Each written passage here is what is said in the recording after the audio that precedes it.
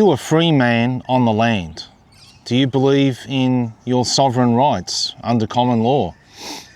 One of the most interesting things I've seen in Queensland is this survivalists, sovereign rights kind of movement. When I used to live down south, people said, you know, Queensland's like Texas and these kind of things. You don't quite understand what it means if you're from the south of the border. What it means is that certain individuals believe they own the land, they get to determine what laws apply. This is a common theme amongst some fringe elements in Queensland. And to be honest, I'd never seen that or encountered that in the southern states.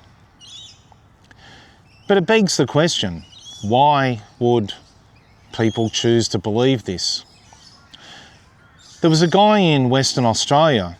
He had quite a large land holding, thousands of acres.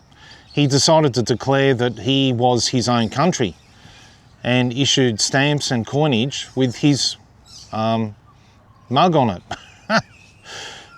it. It's bizarre, isn't it? We're members of a society and there are extensive laws governing our behaviour and expectations. And interestingly, you don't actually need to read the law to know what's lawful. You just know. Part of that you pick it up at school or wherever you pick it up from.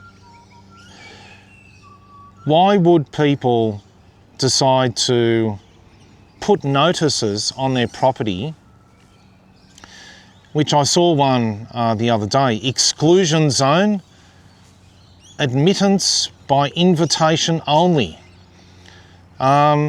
It's kind of unnecessary, isn't it? Like obviously there's the law of trespass and these kind of things. Or you can put up a sign, private property, there's a few around, but this one was extremely elaborate. It had all sorts of references to high court cases and blah, blah, blah, right? This is on the fringe of survivalism and preppers. I used to watch quite a lot of that stuff on TV. It's kind of a nice notion to think that you're free of the oppressive government and that you can do what you want. At the end of the day, what do you want? What do I want? I want a retirement in Thailand or something along those lines, right? But why are people believing this? I think there's one particular reason, is that the government,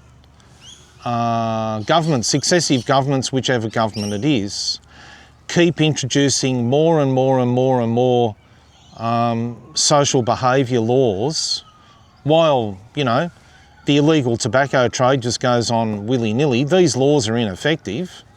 Social media ban. Like, it's up to the parent, right?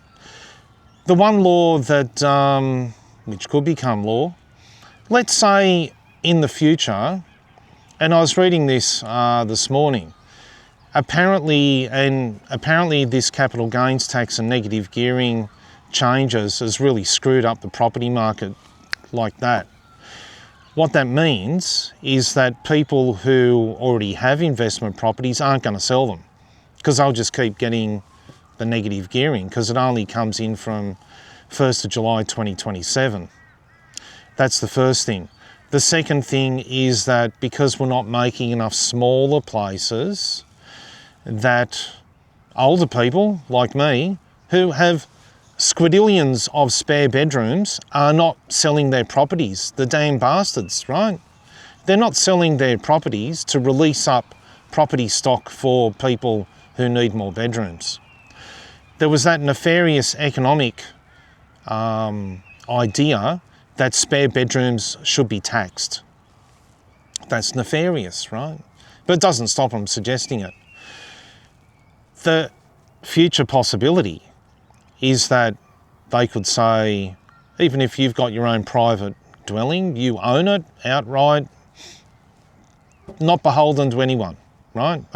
But you're a member of society with laws. They could change the law and say, do an audit on your place and say, if you've got a 3-bedroom property and there's only 2 people living there, you've got 1 bedroom too many and we will force you to sell your house. Yeah? Sounds unlikely, sounds implausible, but the laws could be changed to make it so, and that's a really communist kind of law, isn't it? And look at this government that we've got. They're verging on the edge of communism, right? Let's face it. So I reckon that's why. In Queensland, it's power to the person.